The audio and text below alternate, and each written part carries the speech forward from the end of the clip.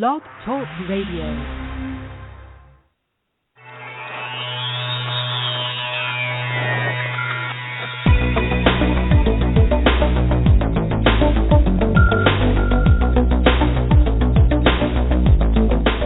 Across the country and around the world, streaming live on the internet, it's Real Estate Coaching Radio, bringing you the latest news, interviews, and secrets of the top producers. Hosted by award-winning real estate coaches, Tim and Julie Harris. Hello and welcome back, and thanks for all of you who are joining us again for our daily radio show that happens every day from 12 noon Pacific till 1 p.m. Of course, Central Time it's 2 till 3, and you guys can figure out the rest of the conversions on your own. So we are broadcasting live from here in lovely Austin, Texas, and obviously a lot of you are listening to us in replay off Blog Talk Radio or off our blog, Real Estate Insider News, or off iTunes. So all those different ways you guys are connecting with us, and I want to thank you because since we started, I believe this is our, this is our 7th show.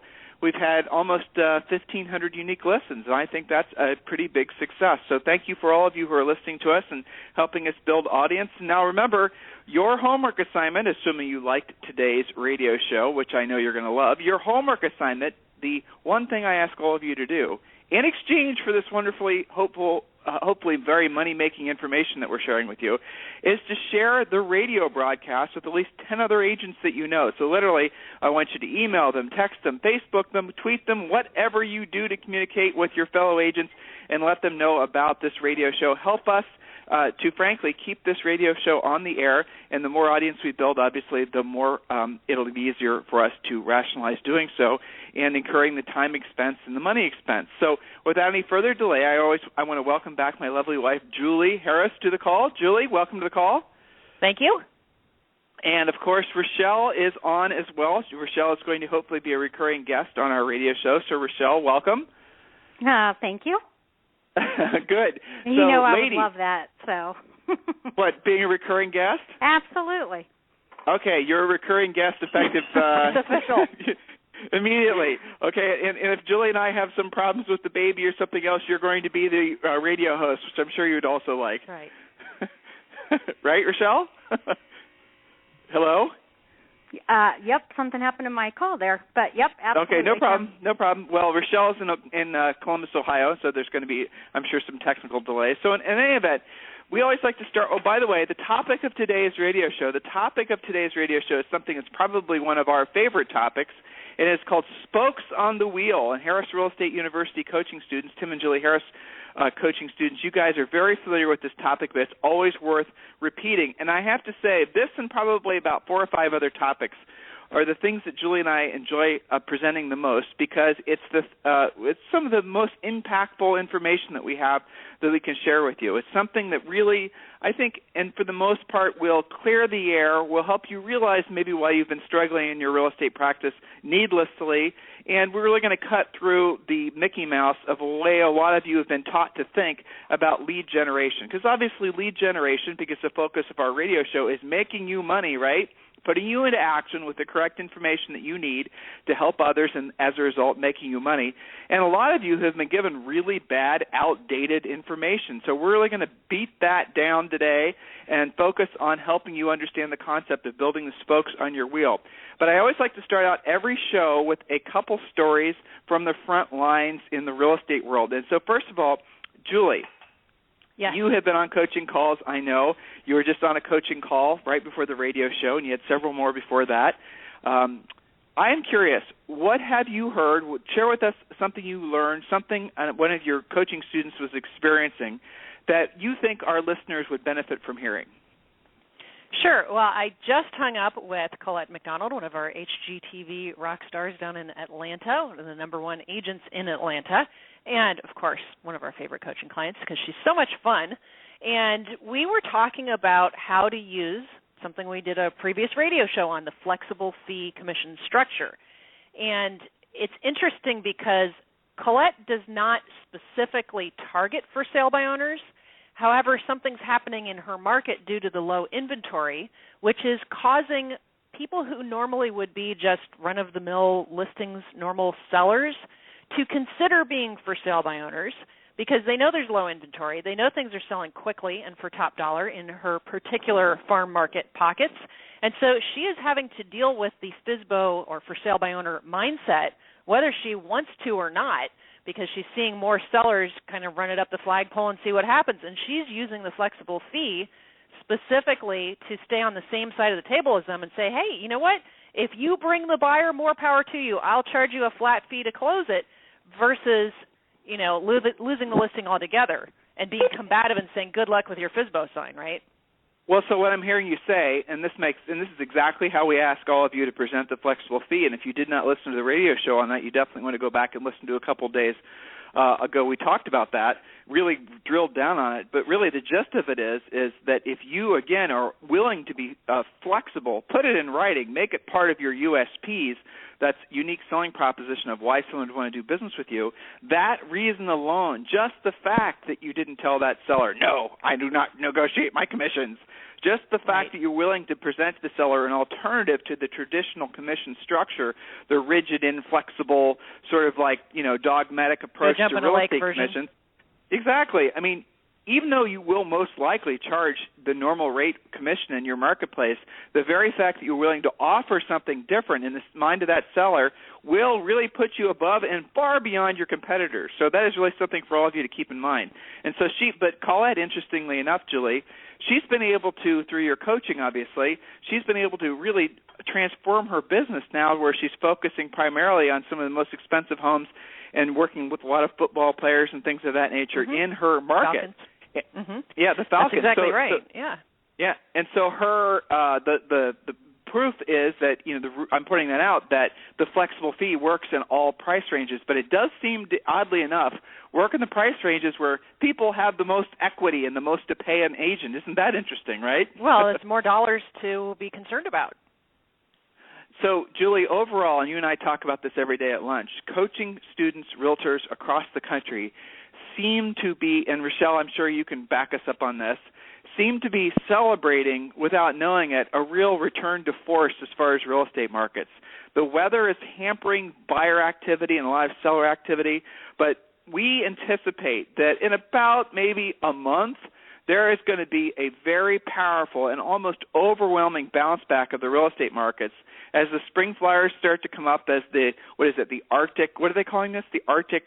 The polar what is something. This? Polar vortex. The polar vortex, yes. As the polar vortex finally goes back where it came from, we're going to see some really strong, I think, very almost overwhelming amount of buyer and seller activities. And I feel from all of our coaching students the type of optimism that, frankly, I haven't really felt since 2002, 2003. There seems to be a lot of agents who are really excited about the industry again. And I don't know about you, Jules and Rochelle, but that really excites me, doesn't it? Absolutely. Yeah. I mean, so awesome. Rochelle, Rochelle, you have, and I always like to have you on the show, obviously, because you always have a great sort of testimonial type story to share on one of our students' success or something just, that you've experienced working directly with our students running the customer service thing. Well, so share with us something that you have, a story. Sure. Well, the funny thing is, ever since I started appearing on your radio show, I've had a couple people that have listened and requested a free coaching call from me to work on buyer agent and forums and things like that. So I did one this morning and got an email about an hour ago that made me very happy, so I will share that with you. It goes, hi, Rochelle. Thank you so much for your call today. I have always been hesitant to use scripts and a buyer presentation with my clients, which resulted in me never having any loyal buyers that were serious. With your help, you showed me how simple it is to follow a script and how the buyer presentation answers any questions the buyers may have. Your tip on creating urgency was the best advice I have been given since I became an agent 5 years ago. I am blessed to have you as my coach and blessed to be a part of Harris Real Estate University, and I look forward to emailing you with my results of using your proven system. Thanks again. Well, that's a very nice testimonial. Fantastic. I should be putting that one on the blog. Yes, send that one to me, I agree. Rochelle, so I can put it on the blog. So I thought it was interesting. You and obviously you emphasized to this gal the importance of urgency. Tell me more about that. Tell me what you said to her so all of our listeners can hopefully benefit from that. Well, sure. Anytime that I get or have gotten or still get a buyer, I always have this little system that I follow that creates urgency from the beginning that when I first meet with them to actually showing them houses. And one of the things that I like to do is when they send me a list of things that they're looking for, 4-bedroom, 2.5 bath, 1,500 square feet, great school district, I will also not only print out, 3 or 4 listings, but I also add some sold listings or in contract listings as well, so that I can show them that the market is moving. There are people buying exactly what they're looking for. Here's proof that, some of the houses that probably would have fit you are already gone. And then when we go to look at the houses, I always show the best one first, because then when they look at the best one first, they compare everything to the best one at the end of the time that we're out. Like the script that I always use, don't be surprised if the first house you see is the one you want to buy. It happens all the time. That way when they walk into the best house, that's in their mind, what I already said in the car, and then every house after that call or that house does not hold up to the first house that they saw. So in their mind they're thinking, okay, oh my gosh, that was the best one. These are getting worse. If they get better, the houses, you show the best one last, they think there's more. So trying to get that out of the way. You said something at the top there that I think was really valuable, and it's worth mentioning. So, again, buyers in every market are going to feel overwhelmed. And I have to say, all the syndication listing websites, considering how many of them have bad information, just makes things even more confusing. So if you're, obviously working with buyers, you're going to really have to take control of that buyer right from the beginning and explain to them that, yes, all this different information is out there, but the fact is most of the information that's out there is going to be outdated, and the best source of information about new listings is obviously going to be you as their buyer's agent. And then I also thought it was interesting what you said. You show them so they get a real visual of how fast things are actually selling, kind of like if you were doing a CMA for a seller and you were showing the seller the competition, the days on the market, the list-to-sell price ratio, all the things that we teach you to do when presenting a really great CMA to a seller. You're essentially creating a CMA on behalf or for the buyer, showing the same information so they get a real sense of what's truly happening in the market. You're showing them that houses that are, 300 to 350 that are 4 bedrooms in this particular neighborhood, these particular amenities. You're showing them as if they were a seller trying to establish price. You're showing to the buyer that, hey, guess what? These houses stay on the market for an average of 22 days. They sell for an average of 99% of the original list price, blah, blah, blah. That way the buyer really has the exact information, realistic idea of what to offer on the house, and they feel much more comfortable moving quickly because they are not fearful of overpaying. That's a really great idea. And the other thing I heard Rochelle say is, and this is something that we teach you to do as far as Rochelle's buyer agent class. Now, the buyer agent training class is not something that we market and advertise, and if you're interested in enrolling in that class, you have to contact Rochelle directly because that's a private class that she does. And Rochelle, what's the phone number for them to contact you directly, or how can they get hold of you? Sure. They can reach me at 866-422-9497, and my extension is 0, and that goes directly to me. So it's 866-422-9497 if you're interested in joining Rochelle's buyer agent class. And like I said, this is a private class. She brought it up, so I'm letting you know about it. It's not being marketed or advertised on our website. So if you're interested in that class, Rochelle would be your personal coach. It is a group. It's a group class, but Rochelle has, when she does these calls, depending on how many people are on the call, she will leave the phone open so there's honest-to-God discourse, and it's a whole process. Rochelle, as far as the buyer agent class, they obviously get a buyer agent presentation. In other words, guys, you get a presentation that's not so dissimilar to the presentation we teach you how to use when you're presenting to sellers. All the objection handlers, there's specific scripts that, frankly, I think there's really 3 scripts that you use with buyers, and the floor plan script, the 3 times out script, and and there's a couple others, probably really 3 core scripts. That once you learn those scripts, your time spent with buyers is going to go from endless numbers of trips to 3 or less, and the overall stress level from having to work with buyers just evaporates.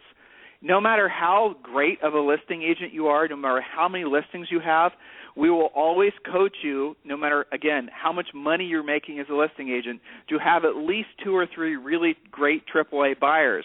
Julie, why is that important? When you have one of your great, number one market-leading agents, why is it that you always tell them to have 2 or 3 great buyers regardless of how many listings they have? Well, there's a couple of reasons. One is it keeps you active in the market, seeing lots of property, which helps you be a better pricer for both your buyers and your listings. Keeps you very, as you would say, frosty and engaged in what's actually happening. And number 2, I call it your commission insurance plan, because if something happens on your listing, you thought it was priced right, but now it seems overpriced, and maybe it's going to be a couple weeks before the seller lets you reduce it. You don't want to wait too long between your commission checks. That's one of the biggest things that we work on in coaching, is ironing out the cash spurts and turning it into cash flow. Well, in order to do that, you've got to have 2 or 3 buyers in your pocket at all times, highly qualified, highly motivated, ready to rumble buyers, so that you can be putting them in contract, and ideally they're not contingent on home sale, so that no matter what happens with your listings, you still have 2 to 3 closings every single month because you've been helping the buyers. And the third reason is every time you sell a buyer a house, you should be thinking of that as a future listing for you 1, 2, 3, 7 years down the line when you're staying in communication with them. So I think buyers are just pre-listings, really. But for the agent's sake, it helps them close the gap between their commission checks. That's true. And, the best thing about working with buyers as a listing agent is you are staying on top of the market. You're knowing exactly what's going on. And probably maybe you just showed the comps, that you're using to price the house with. I mean, think of the difference between 2 listing agents. One of them says, by the way, I've already previewed all of the homes that would compete with you in the neighborhood because I work with lots of folks looking in this neighborhood, versus the agent who just kind of throws together an MLS-generated CMA and tries to tap dance around the details. There's more, too. There's other benefits, too. I mean, let's say you're working in a small community. Julie and I worked a lot in an area called New Albany Country Club. And in New Albany Country Club, it was very normal for listings to go through 1 or 2 listing agents before they actually sold. That was the type of market we sold in. It was very, very skills-based. And if you didn't have your, cats and dogs and monkeys in a row, you were not going to make any money. But when we'd show houses, because we always tried to focus on having 2 or 3 great buyers at all times, and those sellers knew their current listing contract was coming to an end with their current agent, and they were to see your business card continually on their kitchen counter after the showing, well, they're at least going to consider you to be their next listing agent. So, the main thing is that working with sellers sometimes can be you're kind of isolating yourself from the world, because you're locking yourself in a room. You're essentially focusing on doing pre-qualification, setting appointment, and then you're out in presentation mode, taking the listings. And then generally speaking, after you've become somewhat successful, then you're able to hire an assistant or 2 to take care of all the paperwork. That's the model that we teach you. So it's very easy to become disconnected from what the buyer preferences are. You could get all kinds of different ideas from showing new construction, about construction trends. Here's a concept for you. Whole communities, whole neighborhoods, sometimes tens of thousands of homes in a particular area. In Muirfield, Columbus, Ohio, there was an area called Muirfield. You guys who are golf fans, you've heard of Muirfield before. Well, Muirfield was huge in the 70s and 80s, and all of a sudden these competing neighborhoods across town started being developed. And what happens is people essentially moved out of Muirfield, moving to these new, trendier areas. Have you ever considered the fact that real estate is trendy, just like fashion? The style of homes is trendy. Communities is trendy. What people put values on in terms of community values, they're all trendy. These things all go back and forth. They tend to have like 20 or 30-year cycles. So what was cool 20 or 30 years ago, sure enough, is cool again today. Well, that same thing holds true for real estate. So you don't know what's going on unless you're constantly staying on top of the market, doing CMAs, working with buyers. So these are all things to keep in mind to keep yourself frosty. So, Julie, we're going to take a quick break, and when we come back, we're going to jump right to what is one of our favorite topics, and, of course, that is your real estate wheel, or specifically lead generation best practices. We're going to get back to that topic in just a second, and here is a quick commercial break.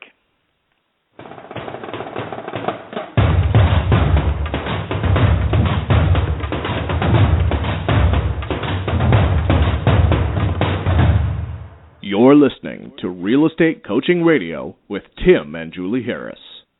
Are you ready to ask Tim and Julie your toughest real estate sales, business, or lead generation question?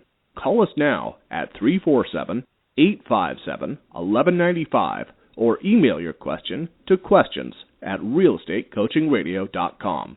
Now, back to Tim and Julie Harris. So today we are talking about what really is probably going to be one of the most influential, most impactful, and critical topics that we could present to you, and it's the spokes on the wheel. So this spokes concept came to Julie and I while we were selling real estate. Now this was back mainly in the 90s and then in the 2000s, and we realized when we were studying the market, studying our competitors, and actually thinking about our own real estate practice, we realized that for the most part there's a massive fallacy in the way that agents are being taught, and frankly, the way that a lot of people were trying to get us to run our practice when we started selling real estate back in the early 90s. And that concept is really a very outdated concept of agents doing one thing to lead generate. So before we get to specifics, I'm going to give you guys the analogy. And this is something that all of you need to keep in mind. And if you're able to, I want you to actually get out a piece of paper and a pen and follow these very specific instructions. And I promise you it is definitely worth your time. So it's very simple. This is 2 simple steps. Anybody can do it. Caveman can do it, right? So draw a circle. So draw a circle on a piece of paper. And then what I want you to do is draw a tiny, tiny little circle in the center of that circle. So what you're going to end up doing is drawing something that looks like a bicycle wheel. And, think of a bicycle wheel as having a lot of spokes. But in your case, you're probably going to have 7 to 10 spokes by the time we're done with this analogy. So the next question I have for you, and frankly, this isn't a question you should not be embarrassed about answering. It's how many spokes do you have on your wheel, or how strong is your wheel? So what the heck am I talking about, Julie? What the heck is a spoke for the sake of lead generation? Well, a spoke is a source from which your deals come from. So a spoke could be past client referrals. A spoke might be NODs, or for sale by owners, or for rent by owners. A spoke might be a particular networking group like BNI, for example. It's essentially a pipeline of business that you can actually attribute business to. Otherwise, we can't call it a spoke. Well, so a lot of you don't know how many spokes you have, and I'm going to give you a true story. I've told this story before because it really, really represents what's happening in our industry and what has to stop, because it is an absolute recipe for disaster for anybody even mildly serious about their real estate career. If you're essentially doing what this agent did in the story I'm about to tell you, you are 100% going to have problems in your business. There's no questions asked. All right, so this is a true story. This happened probably about 5 or 6 years ago. Julie and I had restarted our coaching business after working for another prominent real estate coach for 4 years, and we got back into our own business. And within a short while, we were getting lots and lots of calls and inquiries, and a lot of people that we'd known in that company and our career selling real estate in association with Howard Britt and all these. So we started getting a lot of calls. One of the first calls that I remember getting was from one of the nation's leading agents. And this gal, a lot of you will know, especially if you come from the world of hardcore over-the-phone prospecting. And she basically told me that she had heard Julie and I speak where we were talking about the spokes on the wheel. And at the time she thought, well, I don't need spokes on the wheel. I am, arguably one of the nation's best over-the-phone prospectors. This gal was one of the people that would sit themselves in a room every single day and make, 30 or 40 FSBO and expired contacts, centers of influence contacts, always focusing on setting one appointment a day.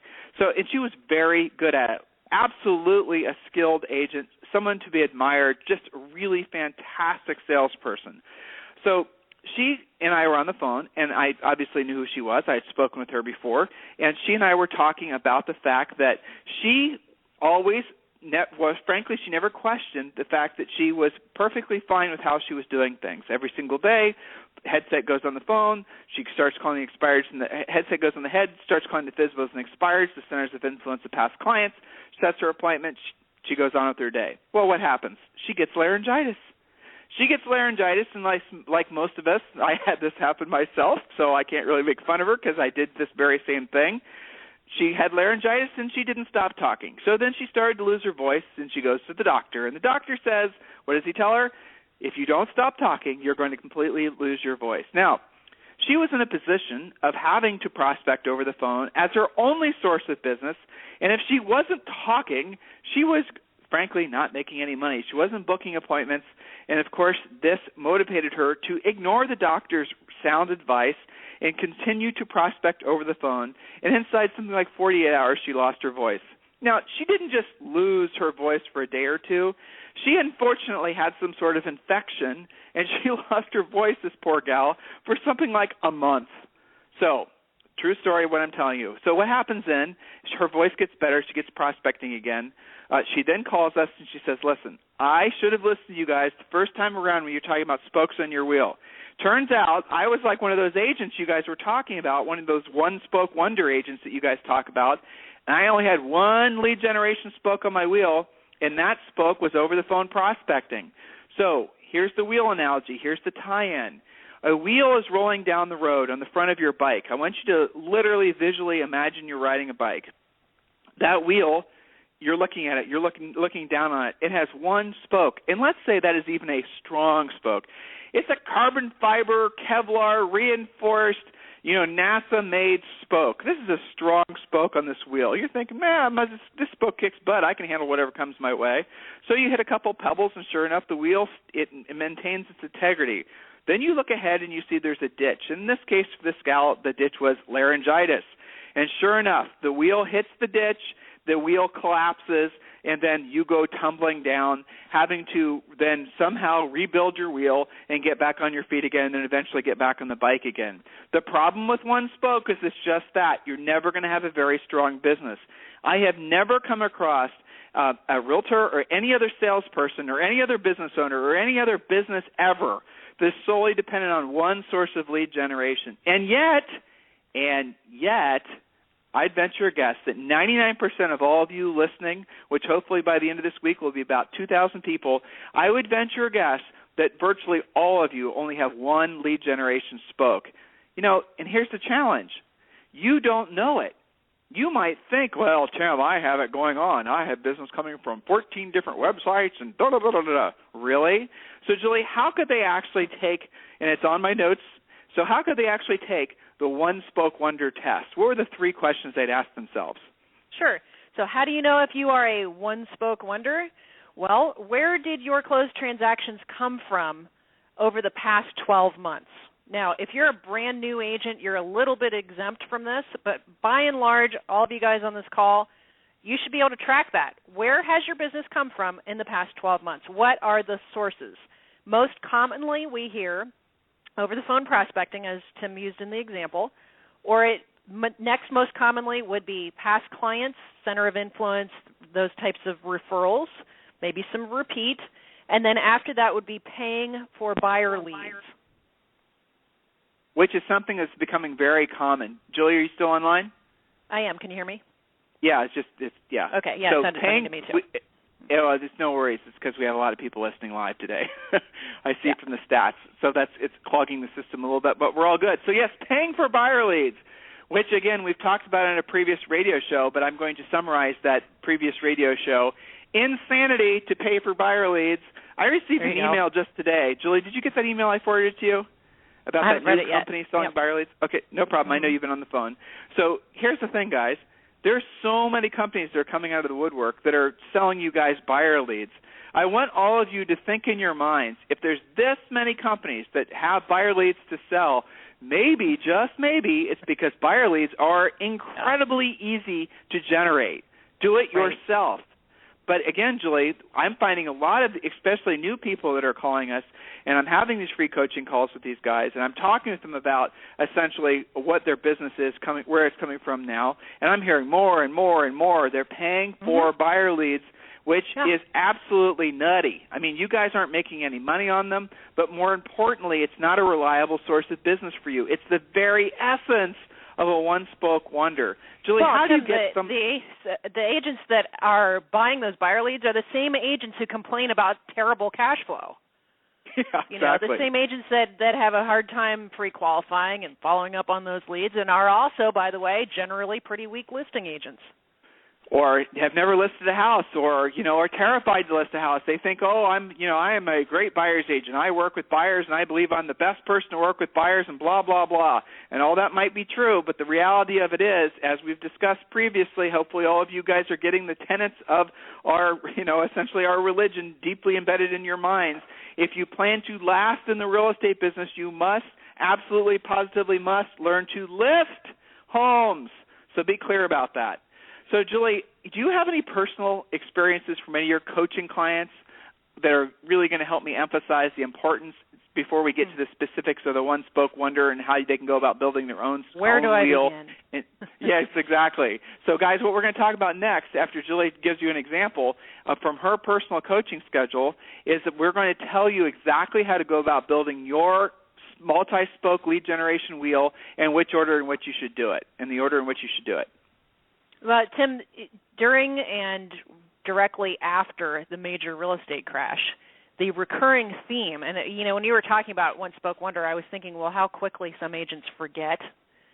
The recurring theme was, I did great during the boom, and it seemed like everybody I knew was buying and selling, as in all of your centers of influence, your friends, your family, relatives, neighbors, people who know you, and it just seemed like deal after deal after deal. Well, that was great while it lasted, but you were a one-spoke wonder, if we're being honest, because you were working just people you know, friends, family, center of influence, basically, is what we're talking about. And then when it became less fun to buy and sell because not everybody was making a killing, because you had only one spoke on that bicycle wheel, there was a big old speed bump in the road. Maybe we could even look at it more of a Grand Canyon type of a cavern in the road. And so what happened? You only had one spoke. You wipe out in real estate. Then the next iteration of that was interesting because it happened all over again when many agents learned how to take advantage of the distressed market and learn short sales and REOs. And then there's a whole batch of REO agents that didn't do anything except rely on those REO spokes, one spoke wonder again, maybe two spokes, but it was basically under the same umbrella. And now those agents are coming full circle going, gosh, I wish I would have talked to my past clients during that time. I wish I would have done something other than just go after the REO business because now I know I'm a one-spoke wonder. So it's not just one example. It's almost like the whole market has been an example. Well, so, Julie, let's really dig down, and I want you guys to all know that the reason that you think having a one-spoke real estate practice is okay is because, frankly, you've been lied to. Now, and I 100% believe that you have the ability to move beyond this concept, but let's really root out where the heart of this lie is. Back in the day, let's call it realistically the 60s and the 70s, that's when over-the-phone prospecting was in its heyday. That's just a fact. So you saw a lot of over-the-phone prospecting 60s, 70s, and it started to die out in the 80s. So anyone who was teaching agents how to do anything during that era was probably teaching them how to do the things that were popular then, over-the-phone prospecting. And then we entered into pre-internet, and so that made a lot of sense. And then we entered into a nice, warm, and fuzzy stage. It overlapped with the over-the-phone prospecting in the 80s and into the 90s. Those of you who have been in the business for a long time, you remember when these trends entered the marketplace. And, think about this. Again, we were talking about trends in neighborhoods. Now we're talking about trends that happen in terms of realtor education. This is an interesting concept if you guys are getting it, because we're going to tell you about the future trends too. So then the trend was centers of influence and past clients. So if you happen to start selling real estate, or your broker or office manager, whomever you got your initial training from, happened to start selling real estate during that era, they were led to believe that centers of influence and prospecting, you give them pies at Thanksgiving. We like pie too, but I'm not going to send you a real estate deal because you gave me a pumpkin pie. There's forget-me-not seeds, all these little tchotchke, gimmicky things that became popular in the 80s into the 90s.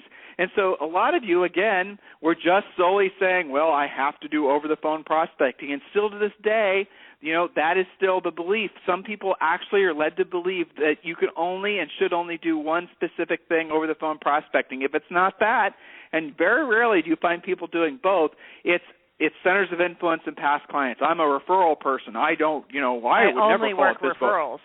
Right. I mean, that was very, very common to hear that. In the 90s, you'd actually see people walking around on their business cards that said, referrals only. And it's like, oh, well, no one referred me to you, but I was about to, ask you if you want to do business with me. But, I mean, since you're referral only, I guess I'll ask somebody else. I mean, so these are all trends, guys. You got to really see them for what they are.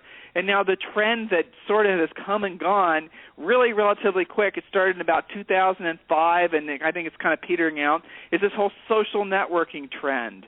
Now, let's be clear. All of these trends have value. They all can be a spoke, but to have them as your sole source of business is insanity.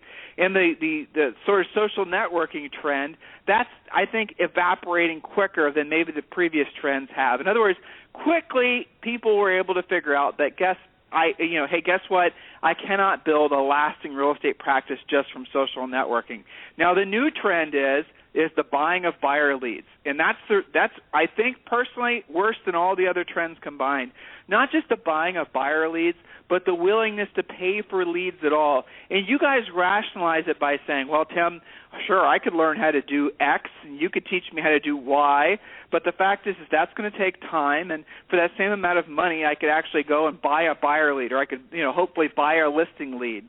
Well, here's the reality of it is, if you learn how to do it yourself once, then you never have to learn how to do it again. Yes, you'll have to keep your skill set up, and yes, you'll have to get better.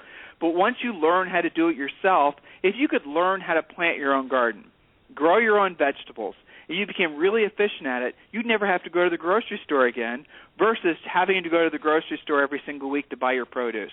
It's a similar concept. You teach a person to fish, they eat for a lifetime. You give a person a fish, then basically they eat for a day. You've all heard these types of concepts. That's the inherent flaw in this current trend of buying leads. There is every reason to believe that we are just at the start of the buying leads cycle. And you're going to see, I suspect, some of the major syndication, listing syndication portals. You guys know who I'm talking about, the Zillows, the Trillias, the Realtor.coms, and some of the other minor ones. Those are the three big ones. I would not be surprised at all if in some form they move to a referral-based model where they start referring leads out, because you guys will buy them, because they know agents will buy them. Mm-hmm. They know agents will pay them $500 a month and then pay 30 or 40% of their referral fee. If you are one of those agents and you're realizing now that you're falling prey to that new trend, stop yourself. It's not going to end well for you. So the concept here is you have to have multiple spokes on your business, on your lead generation wheel. You cannot just be solely reliant on one source of business. You have to be thinking in terms of, what if one of these spokes fails? Will I have the other ones to back me up? Does it make sense for me to be putting all my eggs in one basket? Jules, what are your thoughts? Well, so I just have example after example in my mind of agents that say, you can really pick on any one spoke, right? There is several companies that have recently gone out of business that, were actually online, either referral or paid sources, okay? So what if that was one of your main sources of business? I remember a coaching client that was very, very dependent on one particular relocation company, and it was through her broker, and it was just the gravy train of one after another relocating executives. Well, that company decided to move their account to a different brokerage. She literally went from doing 50 to 60 transactions like clockwork every single year, year in and year out. She's in the Washington, D.C. area, to literally nothing, because during that time she hadn't done anything else. She hadn't developed a past client list, hadn't learned how to talk to for sale by owners, anything. It was just relo. So it's not that we're particularly picking on anything, although the paid buyer leads is an obvious one, since the thing that comes to my mind is, how much skill does it take to give somebody your credit card number and have them charge you for supposed leads? That doesn't take any skill. So really the issue is working multiple spokes requires that agents get smarter and better and faster and more skilled and be more engaged in their business. So to me, if I'm being really, direct about this, I think having one spoke is kind of lazy. And it ends up biting you in the end eventually. Go ahead. Julie, it's like all the shortcuts that people take in life, right? Yeah, exactly. It's like all the silver bullet things that are out there. the stuff that has true lasting value is the stuff that is going to require some effort. Now, Julie, as soon as you went down that road, I do realize the fact that all of our potentially 2,000 listeners today, probably I'm guessing 1,995 of them started tuning out because they don't like being told that they have to do stuff that they don't want to do.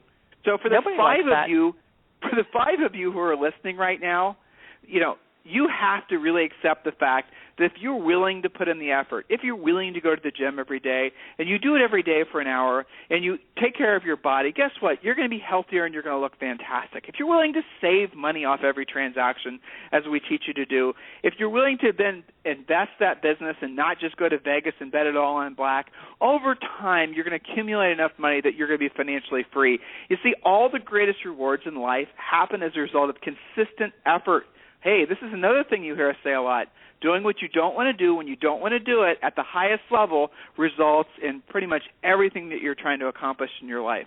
Learning skills, learning how to do stuff that other agents don't know or won't ever know how to do gives you an unfair, I used to say almost unfair advantage, but it's not even almost. It's an unfair advantage in your marketplace. So, Julie, if they wanted to build, you know what, we're going to save this for after our short break.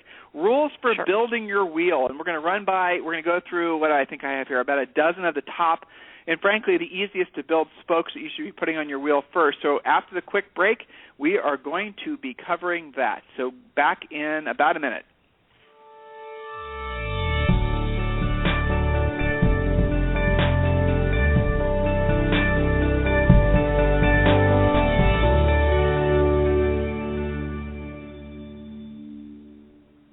Everyone knows that real estate coaching can be expensive. Most coaching companies charge $1,000 a month and demand that you sign a long-term, ball and chain 12-month contract. But what if there was a proven system that gave you the essentials to almost guarantee your real estate success? The marketing and lead generation systems, centers of influence and past client systems, business systems, scripts, and presentations, everything you need to dominate your real estate market. Real Estate Coaching Essentials is that system, and it's affordable for every agent who's ready to take their business to the next level.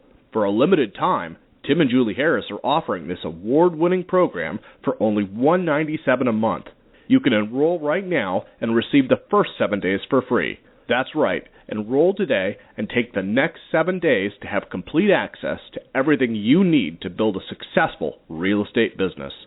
Get started today at agentcoachingsecrets.com. Again, that's agentcoachingsecrets.com. Okay, we are back. So again, a lot of you guys are joining the Real Estate Essentials coaching program, and we just gave you information on how to do that. So definitely participate, become a coaching student. We'd love to have you enroll. Our guest call-in line is 347-857-1195, 347-857-1195, and a lot of you are listening in replay on iTunes and whatnot, and you can email us your questions about this or any of our previous shows, and we cover most of those on Friday. Most of the emailed-in questions we cover on Friday on the Ask Your Toughest Real Estate Coaching call show, and that happens on Friday. But in the meantime, let's get back to the spokes on the wheel. So at this point, all of you should be convinced that you need to have multiple lead generation spokes. And all of you really should be convinced that and realize that a lot of the ways that you've been doing business haven't, the struggles really, at this point, because you have the knowledge, the struggles going forward that you've been having with consistent lead generation is your fault. Up to this point, wasn't your fault because you were counting and expecting on the people, the office managers, your broker, your maybe other people, you were expecting them to give you really great advice. Now, it makes sense that they would have tried, but you also have to realize that their advice that they can give you is limited by their own experiences, and their own experiences, unfortunately, is often limited to their willingness to learn. What often happens in any career, is people get to a point, a level of success, whatever that level is for them in their minds, and then they stop learning. They become complacent. You run into that all the time. People that really haven't updated their skills in ages. Well, if that age happens to be 20 years ago, chances are they are loyal over-the-phone prospectors. Let's just hope and pray they don't get laryngitis, or they're really focused on centers of influence and past clients. The reality of it is a one-spoke wheel is a wheel that will break. And when it does, it's, the ramifications of being a one-spoke wonder, as we call them, is scary. So accept the fact that most of you are one-spoke wonders, and let's move forward, and let's talk about how we can finally build a really strong, everlasting wheel. Jules? All right, perfect. So how do we actually build a wheel? Well, the first rule is that you're going to actually complete one spoke before moving to another. So instead of dabbling with or tweaking or playing around with some particular type of lead generation, no matter what it is, you're not going to, quote, try it out. You're not going to try to work expireds, for example, or try to learn to be a networker. You're going to become the best at that spoke before you add another spoke.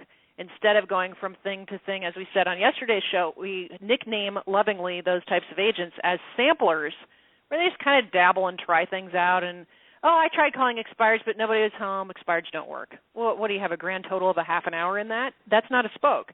A spoke is something that you specifically study, develop, become great at, become the best in your market at that. Then you can add your second spoke. So you've got to check that they are still performing to make sure that you've built it correctly. How do you know if your spoke is working? Well, it's fairly obvious. You can actually reel business to it. Does that make sense, Tim? Julie, why is it that agents are so willing to basically abandon something? Why is it that they're such samplers? Why does that happen, in your opinion? Well, I understand that they want to believe that whatever they're buying or learning today is going to be the greatest thing since sliced bread and solve all of their lead generation issues. I appreciate that thought, and I wish it was that simple. But the fact of the matter is most things take some studying and tweaking and perfecting. So I think that agents want to believe that whatever they're working on is going to work, and I think their heart's in the right place, but they fall short of understanding the steps that it takes to actually monetize what they're working on. And I think about things even like the Craigslist ads that we teach in our short sale class. It's not just throwing a Craigslist ad up. It has a lot to do with how you word it and how frequently you run that, and are you tracking that ad, and do you know which one works the best, and then are you doing more of that and killing the things that don't work? So I think it's mostly a mindset thing, but also what we call a stick-to-itiveness. You have to give it all you've got before you declare it a good spoke or not a good spoke. Well, that's an interesting point as well. I mean, here's the reality of it is that, you really have to make sure that before you move to one, it's a common situation. We get a call from somebody who wants Julie and I to be their personal coach, or they want to join the Real Estate Coaching Essentials program. And we ask them, we go through this, relatively lengthy process where we're getting to know the student, and you guys are all different. There is no one specific recipe or formula that we prescribe to you to do in your real estate practice, because all of you have your strengths and your weaknesses, right? You have to have a customized approach to every coaching client. So we're going to discover that in most cases, some of you have kind of a mismatch source of business. I get some from the centers of influence and some from my church and my old neighborhood, and I have this postcard that I think worked a couple times, and I bought a few leads off Zillow, whatever the heck it is that you're doing to generate business. It's not an organized approach, and one thing that we'll discover when we have that first phone call, the two of us, is that you are not really good or the best at any of those different things that you're doing right now to get the business from. You just, in a lot of ways, got lucky. Or, a lot of you get business from call-ins, or you get business from a referral from where you're paying 40%. So maybe we'll go through your business and we'll determine that you're paying so much of those referrals that after you pay your broker, after you pay the referral fee, you're really making nothing. You might as well be working at Walmart, right? But then we're going to determine, that spoke needs to be cut loose. It just doesn't make sense for you to be spending your effort and your energy on that specific lead generator. So in those particular examples, we cut them loose. We let them go so you can then focus on the things that are going to make you the most money the quickest. So lesson number one is we have to really do an honest evaluation of where your business is coming from. Lesson 2, we have to then determine whether any of those things that you were doing to generate the business, are those duplicatable, or did you just get lucky? You can't count on call-ins, for example, right? You can't count on some of the sources that we get business from occasionally. So where did your business come from, number 1? Number 2, is it duplicatable? If it is, can we duplicate it? How can we make it better? Then we go on to new spokes. So many of you, like Julie said, are so addicted to the silver bullet. It's this time of year when you guys are going to get hammered with all the silver bullet salesmen that are going to go to your local office. You're going to be called out to some dank hotel to sit in some hotel and drink bad coffee and hear somebody talk, and then at the end of the day he's going to sell you fill in the blank. This is the time of year when those road shows start. This is the time of year when you're going to be tempted and you have to say, not just no, but hell no, I'm not getting suckered into that. I'm going to focus on what I know works. This is how business people think. And if I add any spokes, it's only going to be once I have really become the absolute master of that previous spoke. I think that's pretty clear. So, Julie, in the order in which we should be presenting, or in the order in which they should be adding spokes, let's go through this. Sure. So number 1 for everyone needs to be your center of influence, which is simply people who you know, people who know you, and your own past clients. Virtually all of you have past clients, and even if you don't, you still have a center of influence, friends, family, relatives, neighbors, people who you know. This is the easiest to set up and the least resistant. These are people who already know, love, and trust you. After that, next easy to set up. Let me interrupt, Julie. Go ahead. Give me a second. Sure. So the first spoke is the easiest to set up and has the least resistance, and we know that when you start coaching with us, you will do it without us having to hold a gun to your head. So that's going to be your first thing. True. But unfortunately, that will always be your weakest spoke because for example, when the real estate market slowed down and all of you guys who are solely dependent on centers of influence and past clients to get your business, guess what? You got no business because you never learned how to generate business from any other source. That's when you started having to learn how to do short sales and some of the other things the market demanded. So centers of influence and past clients, we're talking about your social sphere when it comes to this. If you have no past clients, real estate clients, do you have past clients from your previous career? Things like that. So the first spoke is essentially an exercise in you pulling out names and email addresses from your phone, from your Rolodex, from your old Christmas card list, and then we teach you a very effective way to communicate with those potential sellers and buyers on a regular basis in a manner in which they're going to be communicated with where you're not annoying them, because it is going to be too weird for you to be having to solicit your Aunt Elma for a real estate transaction. You know, that's just too weird. So you need to do it in a nice, easy to understand, acceptable way so that they welcome hearing from you, even if they know that one of your motivations is, you know, whom do you know that I can be helping buy or sell a home, which is a question that we teach you to ask. So, Julie, moving on. All right, so the next one after that is business networking, groups that exist specifically for business networking. So this is related to your first spoke, your center of influence, but definitely more on a professional level. For example, BNI, Chamber of Commerce, these types of things. And it doesn't even have to be focused on business. It can be other things that are related to stuff that you like to do. One of the things I do with my coaching clients is we create what we call a center of influence and networking calendar with repeating events so they are talking to people all the time, being themselves, but talking about real estate. So that's easy to systematize, automate, and schedule. The next one after that is go ahead. Go ahead. Sorry. So again, we're taking you from professional referrals. Yeah. We're taking you from the easiest to the thing that requires no skill up to the things that start to require more skill. And, Julie, I'm just going to go through these for the sake of time. Shoot. The next one is professional referrals. That would be from different sources where you can join the program and start getting mostly listing leads. And those of you who are in Real Estate Coaching Essentials or one of our other coaching programs, you know what those sources are. So, again, professional referrals would be the next one. There's, I think, probably about a half dozen really great sources for paid referrals. Yes, I know that we talked about paid referrals a second ago, but notice I'm saying that is a spoke, not your only spoke, right? The next one would be expireds and FSBOs. We're going to give you new generation scripts. We're going to show you exactly what to say, how to say it, dealing with the types of challenges and thoughts that people in this generation have when it comes to listing their house or how, as a for sale by owner, or wanting to have you help them get their house relisted and sold as an expired. Next, we take you through, again, we're going from things that require no skills to things that start requiring more skill and more money. Next, we're going to take you through direct mail. Direct mail is very complicated, very specific. There's an art to it. Coaching students, when you get to building that spoke, we'll obviously walk you through that. After that, we're strong advocates of various forms of Internet marketing. Internet marketing can take the form of pay-per-click. It can take the form of remarketing ads. There's lots and lots of things you can be doing online. Again, we're going up the gamut. Easiest, least resistance, now most resistance. You have, I would put social networking, honestly, I would put that in the same bucket at this level. If you're doing paid social networking ads, that goes into that specific bucket. Next, we're going to move into internet radio shows and other things like what we're doing here. We can teach you how to do an effective and market to your audience an effective internet radio show. It takes time, takes skill, takes effort, and takes money. Up from there, we're going to teach you how to do radio ads. Now, these are the AM radio ads that you hear on talk radio. As you progress, then you're going to do the FM radio ads. Radio ads, when done effectively for the agent that's ready for that, the agent that can sustain that level of financial commitment, can be very effective.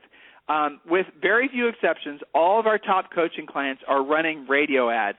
After that, yes, TV ads. TV on cable has become really, really cheap by comparison to the way it was, say, 20 years ago, because there's so many channels, and well-done, well-placed cable TV ads are even more effective than radio ads. Those of you who are doing radio ads and you're having a great success at it, you need to evolve your marketing and start taking the same overall concept from your radio ad, and you need to start doing TV ads. Now, for the sake of time, I can't go through the about 40 other lead generation spokes that we will teach folks how to do. But remember, the strong wheel that you're after doesn't have 40 or 50 spokes. Realistically, it has 5 to 7 spokes max. So that should be your ultimate result, is you're going to have one spoke built, one spoke strong, then you're going to add another, then you're going to add another, then you're going to add another. Then you are going to have a lead generation spoke, a lead generation wheel that's going to be strong, that if one spoke fails, you have the others to back it up. Those of you who have experienced inconsistent cash flow, which is all of you, you know what I'm talking about. You know how critical it is that you adapt your mindset and adapt your thinking to realize that you need multiple spokes, but don't make the mistake of being a sampler, going from one spoke to the next. Jules, as we wrap up today's show, any thoughts you have? Well, so I want to drive that point home, that just because you have this spoke polished and working today, and you now have the freedom to build your second spoke, be very careful not to abandon that first spoke and just assume that it's going to go run itself. It still needs some care and feeding. You know, if the first one is your past client center of influence list, you're using your database, you've systematized and automated, that's great. You still have to update and polish that list all the time. As you have more closings and adopted clients and your center of influence expands, you've got to keep that going.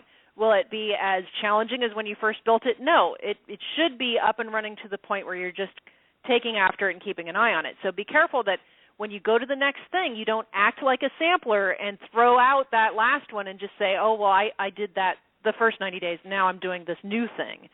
The idea here is to build your spokes in the wheel so that ultimately tomorrow morning when you wake up and you go to your, quote, work day in real estate, if the real estate gods don't decide to anoint you with a past client referral today, because that is not particularly predictable, yes, you can systematize and automate and get more, but maybe today's not going to be a past client referral day.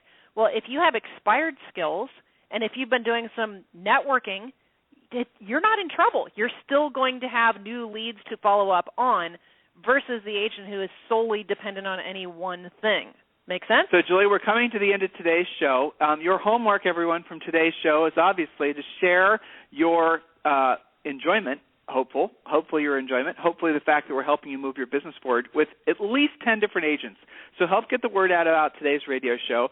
Please share today's radio show with at least 10 other agents, and we'll talk with you tomorrow.